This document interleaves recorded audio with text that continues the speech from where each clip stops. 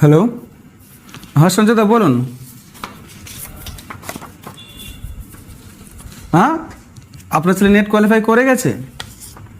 এ তো খুব খুশির খবর। তাহলে বাড়িতে মিষ্টি টিষ্টি পাঠিয়ে দিন নাকি? আরে না না, আমার ছেলেটা রেজাল্ট দেখতে গিয়েছে, এখনও ফেরেনি। হ্যাঁ, পাস তো করে যাবে, কিন্তু র্যাঙ্ক কত করছে সেটা দেখতে হবে।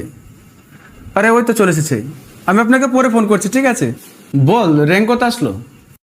কি বল, র্যাঙ্ক কত আসলো বল। হয়নি, আমি কোয়ালিফাই করতে পারিনি। কি, পাস করতে পারিসনি? কেন? তোর পিছনে এতগুলো টাকা সময় দিলাম, তাও পাস করতে পারিসনি? এখন আমি সমাজে মুখ কি বলে দেখাবো? পাড়ার সঞ্জয় ইকবালের ছেলেমেয়েরাও পাস করে গেল, তুই পাস করতে পারলি না? বাবা, আমি তো অনেক চেষ্টা করেছিলাম। চেষ্টা করেছিলে তো পারোনি কেন? তোমার জন্য সমাজে আমার মান ইজ্জত কিছুই থাকলো না। তুমি একটা অপদার্থ ছেলে, আমার আশায় তুমি জল ঢেলে দিলে।